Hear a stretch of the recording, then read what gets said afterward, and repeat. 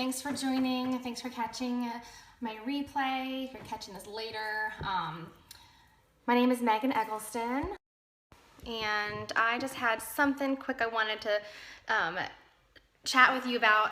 I'm heading out in about 5 minutes, literally. Like, this will be super quick because I have to go. This lighting is not great, but it's what I got. So I'm heading out in about a couple minutes to go see my son at school. He's in 4th grade and he's doing a bird report. So hi, Jordan. Thanks for joining me. Thanks for catching the scope. So if you're new to my scope, good morning.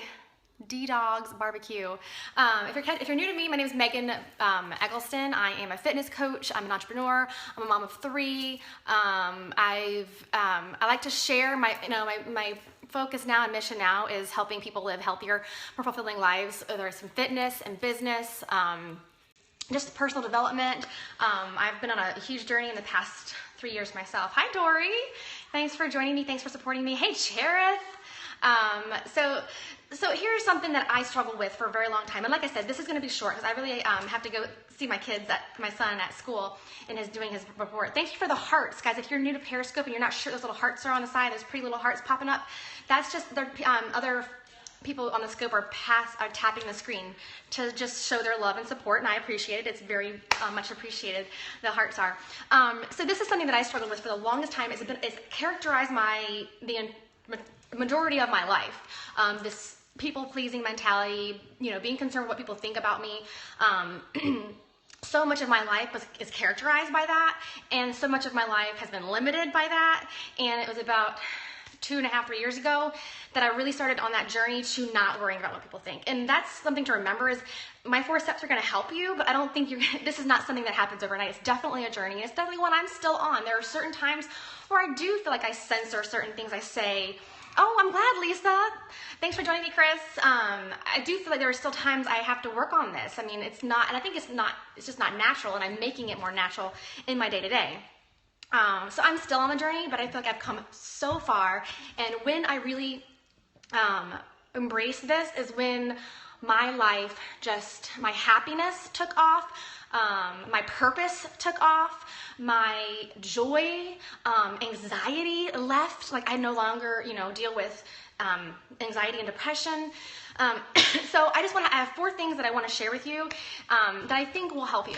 And so the reason I thought this is perfect timing is someone yesterday, somebody who is joining me and becoming a fitness coach. She's really excited about it.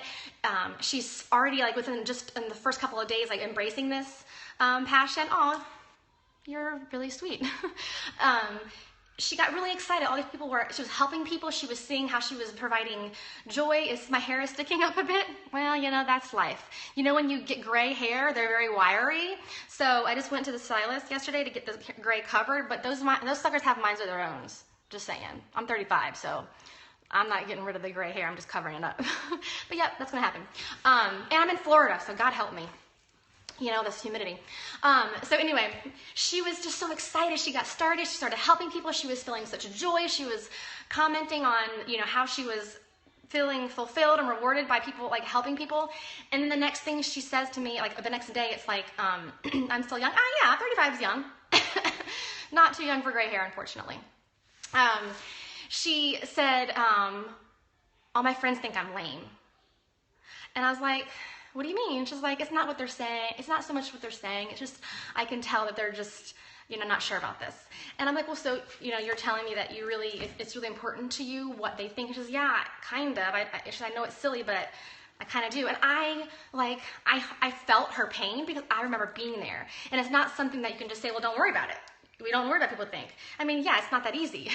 It's not something as easy as, oh, well, I'm just not going to do it. I'm not going to worry. So I think the first step is, and this is number 1, is identifying why you care. What is it about? What is it about this person's opinion or anybody's opinion that matters to you? Why do you first figure it out? Even if you're not proud of it, even if it makes you uncomfortable, even if you kind of hate saying it out loud, I think that's the first step, is saying, hey, what is it that I'm afraid that they're going to think about me? Why is it that I care? Is it something from your past? Is it the way you were brought up? if it was there a parent who always made you feel inadequate, or were you judged for a certain thing? So, I think figuring out what is it about my past or my circumstances, something that's happened to me, that makes me really care what they think. What's the worst case scenario if someone thinks this about me? So I think that's number one. Number two is deciding that it's really none of your business what people think. Because really, you cannot control what people think. Even when you think you know what people are thinking, oftentimes you're probably wrong. So, and the other thing is, I think there's a quote, and I forget who says it, but what is it? We would worry less about what people think about us if we realized how little they did. I think sometimes we think people are judging us or thinking certain things about us, but they're not even paying attention to us. They're worried about themselves. They're worried about themselves in the mirror, what people are thinking about them. You think about like social media, you're like putting it out there to be judged. Well, people are sitting around on Facebook judging you because they're insecure about themselves. So that's the reality is, if someone is judging you, that means that's a reflection on them and not you. So it's none of your business what they think. It really isn't. You can't move forward if you don't decide that's none of my business. And number three is, and this kind of goes along with number two, is see the best in others by not assuming that you know what they think. I think it's judgmental on your end to assume that you know what someone's thinking by, most of the time they're not saying anything, so you're just assuming you know what someone thinks. When you have no idea, and it's probably your own hangups. I know when I got started doing what I do as a fitness coach, I was really uncomfortable with sharing my life, sharing what I felt like I could do to help people, because I thought, people are going to wonder, what does she know? Who does she think she is? That's what all these things I was creating. Do you know what those came from? My own insecurities. And I had to deal with those insecurities rather than what I thought people were thinking about.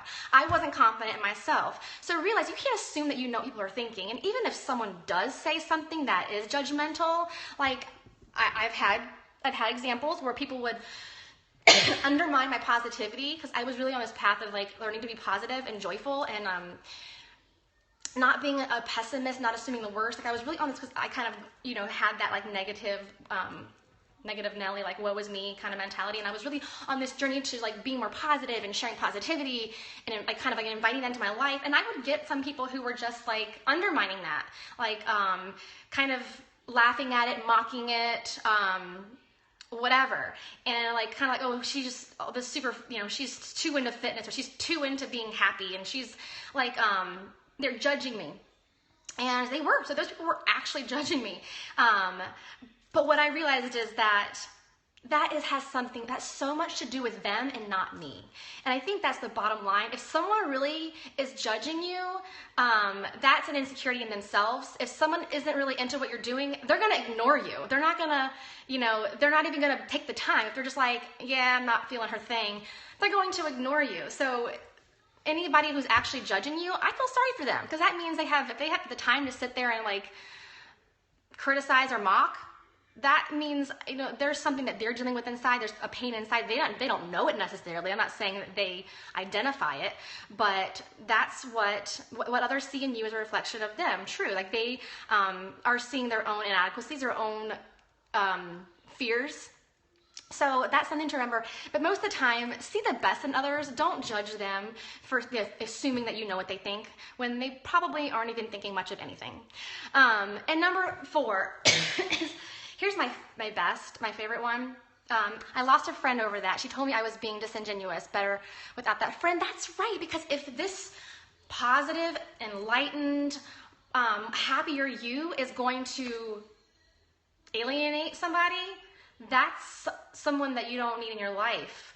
Obviously, I'm not saying write people off and don't be their friends, but if somebody is saying, I don't like this happier you, I don't like this, whatever you're doing, but if it makes you happy, then do you want that in your life? Do you want that connection? Do you want that influence?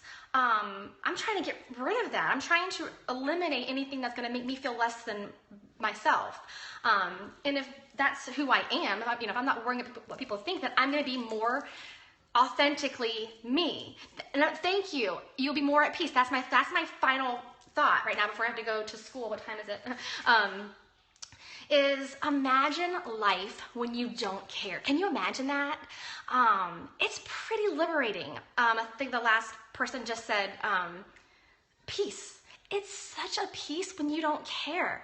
It's such a peace when you know that you are living your truth and what you know is best for you. A friend or two lost hundreds and gained Chris. That's right.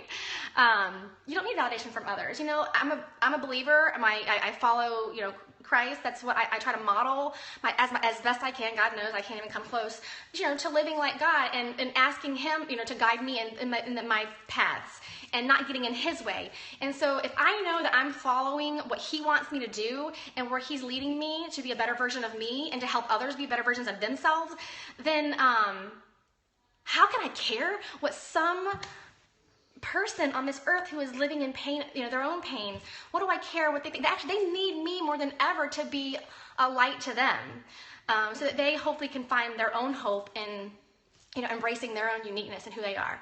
So that's my last one. It's imagine a life and you don't care. Like, think of the joy that can bring. Think of how much more unabashedly you can be, and how you, because I feel like when I was like censoring myself or trying to like paint myself in a positive light or not be too abrasive, not abrasive, I've never been abrasive, but I've not like rocked the boat. I never wanted to be too, don't suck in life, bring joy. That's always a good thing, bring joy.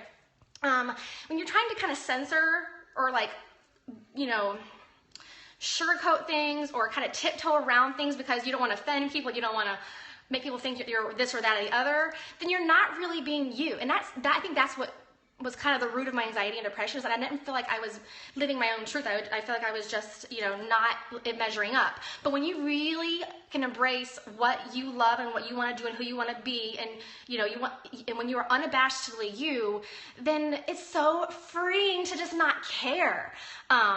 That's, you know, doing these scopes. I mean, that's terrifying. I bet many of you have never done a scope. If you're, you know, Periscope, it's like, the tiny fraction of people who are actually on Periscope have actually done a Periscope because they're terrified. It's scary. I'm not gonna lie.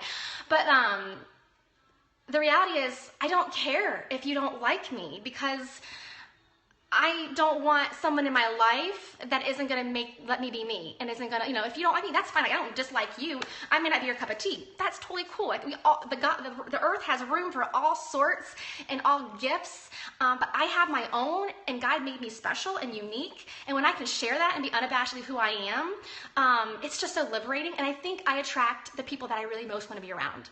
So, that's so fun. I can't even, like, I want you to imagine a life like that. I want you to like, I think it's the most fun thing to just be who I am and make mistakes and just know that those who care about me most are going to be there for me.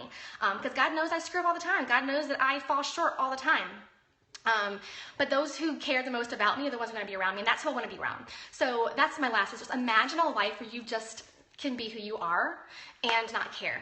It's pretty daggone awesome. And, I think you can move forward when you embrace the gifts of who you are and your weaknesses. I mean, I think your gifts are often your weaknesses, often they're your shortcomings, because when you are open and vulnerable with those, you reach more people. You're able to be, you know, so that's what I've been able to do, is just be like, okay, here it all is. This is me. Take it or leave it. And I found so much more success. If I had stopped when I decided I want to do this fitness coaching thing, if I had said, you know what, people are starting to judge me, people are starting to think certain things about me, if I had stopped there because I was so concerned with what people thought, I would have not helped hundreds of thousands of people in the past couple of years. Hundreds of thousands, hundreds of people. Thousands, because now my team is over 1,000 people, and they've embraced people and helped people. So the exponential, like, impact is incredible. I can't even fathom what, you know, the impact we've made since, you know, I decided to start this. And it's not a result of me. It's because I just listen to where God was leading me. So if I had decided, you know what, I don't really want to get judged, this is uncomfortable, I'm just going to just sit back and be safe and comfortable and not rock the boat. Those are hundreds, thousands of lives that never would have changed. Women who have embraced this business and They are building their own financial futures and freedom and living full-time incomes. I've built a 6-figure business in 2.5 years by just whatever it is, to who I am. I mean, I would not, there's so much that wouldn't have happened if I hadn't just said, you know what, I'm going to get over myself, stop worrying about what people think, because that's pretty daggone selfish. Okay, those are my 4 tips. I hope it helped. Thanks for joining my scope. Follow me on Facebook, MeghanEggleston. Thank you so much for the hearts. Thank you for joining me, and have an awesome Wednesday. What am I reading right now? That's a question. I am reading, Andy Stanley, When Work and Family Collide. It's a book on like work-life balance. So it's like how to be the best for your family and your business. So it's an Andy Stanley book. I'm reading it on Audible.